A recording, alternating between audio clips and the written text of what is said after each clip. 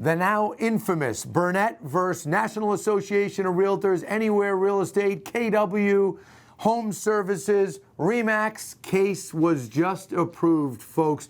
The biggest example of judicially sanctioned extortion that I've ever seen in my entire life was just approved by Judge Bowe. So the practice changes that were put in place over the summer when all of this kicked into gear stand. Despite the Department of Justice filing an 11th hour statement of interest the other night stating that they didn't like the requirement for a written buyer agreement, and then NAR responded, Ketchmark put in his response.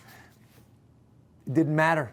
Judge Bowe approved it just as he approved the Gibson case, just as he approved many, many other things that these plaintiffs' lawyers wanted all the way back to 2019. I said last night I thought it would get approved. I said that on my own Instagram when those other responses came out, and it did get approved. So really, in many ways, it's over, folks. The big bad case is over. Now this is when the extortion actually begins, when checks are getting written from all of these companies. And if you remember in the National Association settlement, $418 million, I believe, paid over 3 years in different troughs of money. That's all going to start happening. In addition to that, it's a heyday for the lawyers, as I said it would be. Even when I debated the lead plaintiff attorney, they are going to make hundreds of millions of dollars. We don't know the exact numbers yet, but I can promise you all in a few weeks, we will do a complete recap of everything. But the changes that went into place in August, they stand. Now,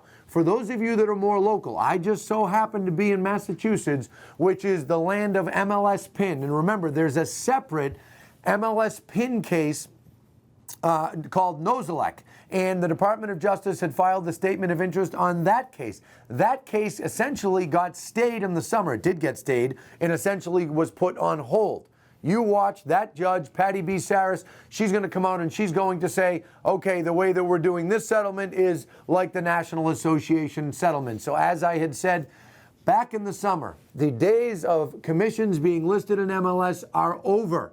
Some of you that have still seen commissions posted in MLS PIN, for the few companies that are still doing it because of the stay on that case, that will be evaporated. By the time we get to the first of the year, February, I'm sure that's completely done. Now, one other thing to mention, the Department of Justice argument that they're having with NAR with respect to the DOJ undoing the agreement that they did that they undid in 2021.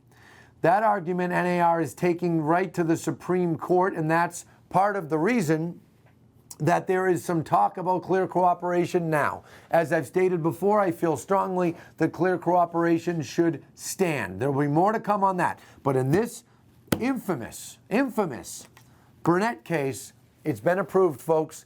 See you in the next couple of weeks with more details on a recap on this case and then what is going on in the rest of the cases.